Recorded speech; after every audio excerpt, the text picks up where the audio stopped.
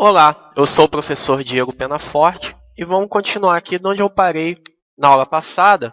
Então a gente estava vendo as ferramentas Move, Rotate e Scale e a gente estava vendo como trabalhar e como manipular a nossa viewport.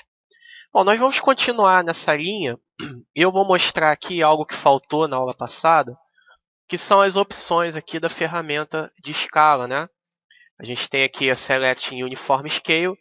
Clicando e segurando o mouse, nós temos outras opções de escala. Geralmente ela vem nessa primeira, que é exatamente a opção de escala uniforme, né? Ele escalona ela da maneira mais uniforme possível.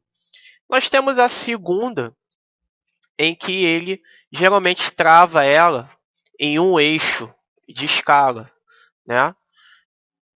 E a terceira que é legal, deixa eu dar um Ctrl Z aqui.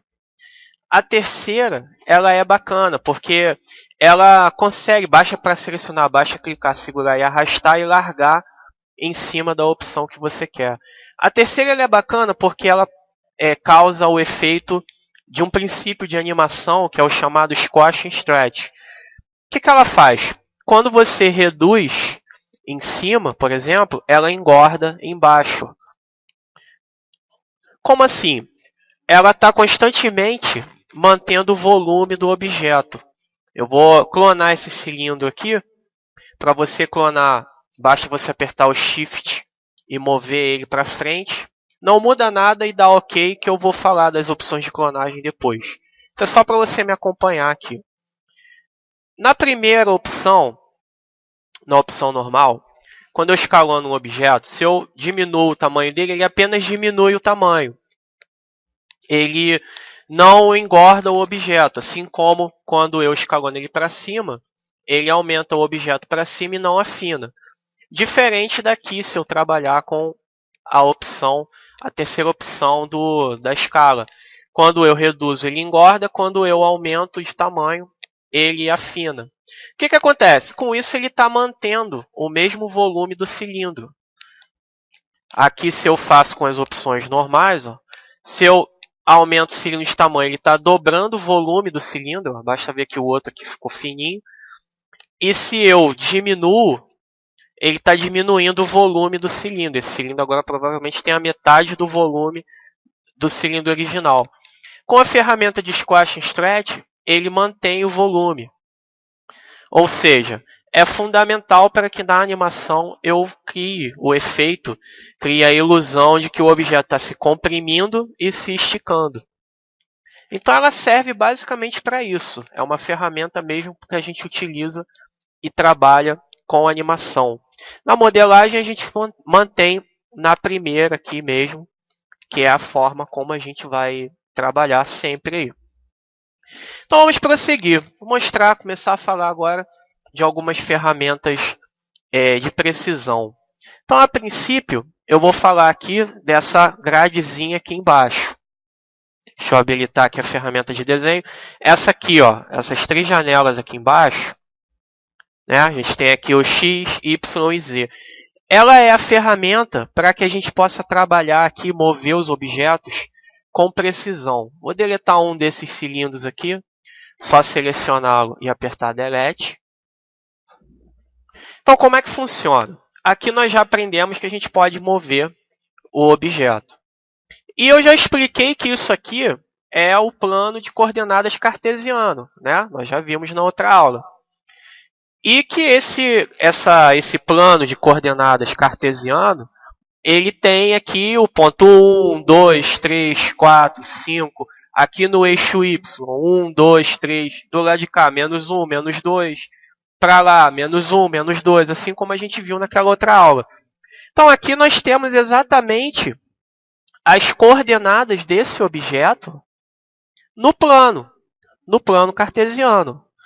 Qualquer um deles, ó, quando eu clico, ele me dá aqui as coordenadas x, y, z desse objeto no plano. Ah, professor, eu vou mostrar quando eu falar de wireframe, quando eu falar dos modos de visualização, eu vou mostrar que ele, na verdade, é composto de vários pontos. Ah, professor, qual é o ponto que ele está marcando aqui para dar a coordenada dele no espaço? Na verdade, o ponto que ele está marcando é a posição do pivô. que a gente tem o pivô, como a gente já viu, e ele está numa determinada região do objeto. Ó. Ele está numa determinada região do objeto, aqui no outro também. Ó. E aí ele dá a posição desse objeto, suas coordenadas no plano cartesiano, exatamente pela posição do seu ponto pivô. Tanto que, por exemplo, esse aqui, o T-Pot aqui está acima do solo, na posição 0. Eu posso movê-lo. Ah, professor, mas não tem solo. Que solo? Considera o solo aqui, ó, o local do grid. Por quê? Eu não expliquei lá naquela aula do plano cartesiano. Deixa eu abrir aqui. Eu não expliquei naquela aula do plano cartesiano que a posição aqui do meio é o 0, 0, 0. É o ponto 0, 0, o meio do universo. É o 0, tanto em termos de z, como de y, como de x. Então aqui, ó, o 0, 0, 0 existe. Aqui, ó, é o meio do plano cartesiano. Se eu pegar um objeto qualquer desse, vou pegar aqui a rosquinha, por exemplo, e digitar aqui embaixo, ó, 0, 0 e 0, olha o que acontece. Pela posição do ponto pivô dela, olha lá, o ponto pivô dela vai exatamente para o meio. Olha lá, ó, ele fica exatamente lá no meio, ó, na posição 0, 0, 0, que é o meio do plano cartesiano. Então, por que eu posso chamar o meu grid aqui? Aí eu mexi, ó, você vê que ele é interativo. Eu mexo, os números ali andam. Estou mexendo ele. Só no Y, você vai ver que para um lado é positivo, para o outro, lá, para o lado de lá é positivo, para o lado de cá é negativo. Então, ó, por que eu posso chamar esse grid aqui de chão? Porque ele é considerado o ponto zero, né? No eixo Z, o grid é o ponto zero. Se eu vier aqui no Z e colocar 0, olha lá, o T-Pot vai para o chão. Ele fica aqui o máximo, porque ele está tortinho lá. Deixa eu criar um do 0 aqui, que eu já tinha gerado aqui. Está aqui. Vou mover. Se eu vier aqui no Z e colocar 0, olha lá, ele vai para o chão. Entre aspas, que é o grid. Beleza? E eu também posso movê-lo por aqui. Então essa aqui é a primeira ferramenta de precisão, onde você consegue digitar valores para uma determinada posição no espaço para o pivô do objeto. Como o pivô carrega o objeto, esse objeto vai para essa determinada posição. Vamos supor que eu queira que ele vá para a posição x igual a 1, y igual a menos 100 e z, sei lá, igual a menos 5. Ele vai, olha lá, ó. Então você consegue posicionar ele no local onde você quiser. E caso você queira mover, você tem aqui esse botão, esses dois botõezinhos, essas duas setas, são botões deslizantes, em que você tanto pode clicar, ó, e aí você vai ver que ele vai andar um pouquinho lá, de acordo com o que você quer. Né? Você consegue movê-lo com precisão. Ó. Ou se você clicar aqui, segurar e arrastar, olha lá, ó, olha só que bacana. Isso a gente faz muito no Max.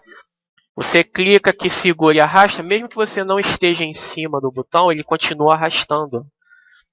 E aí você consegue posicionar o objeto, ó, no espaço, arrastando ele. Ó. Basta clicar e arrastar que você consegue posicionar um objeto no espaço. E aqui eu fiz sem querer, caso você tenha movido. Se você clicar com o botão direito do mouse, ele cancela.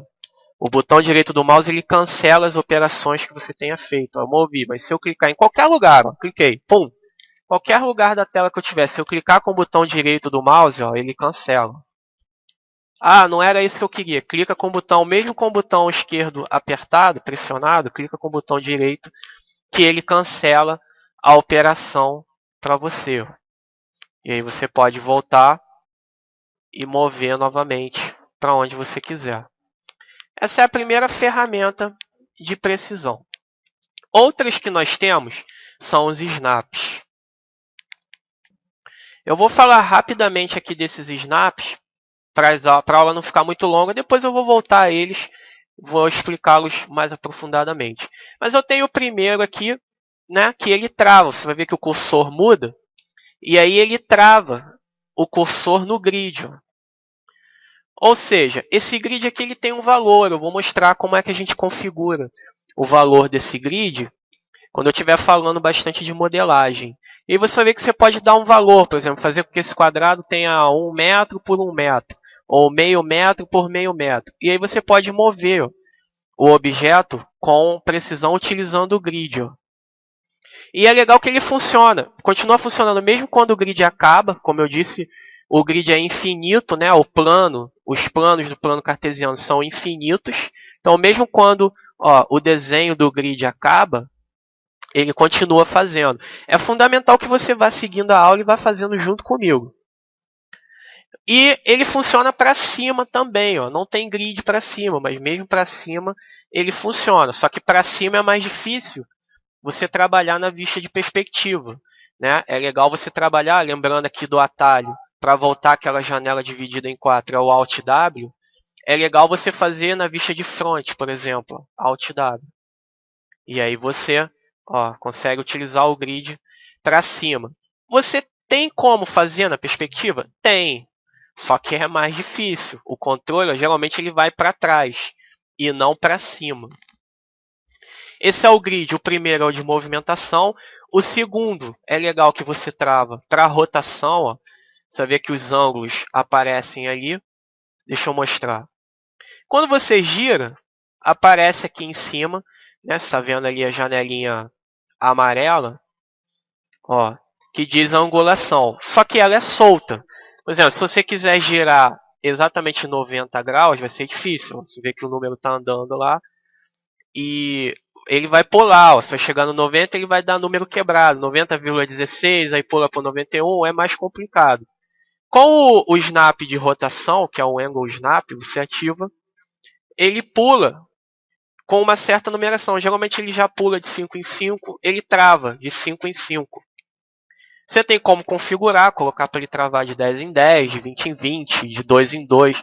Mas a princípio, por padrão, por default, ele trava de 5 em 5.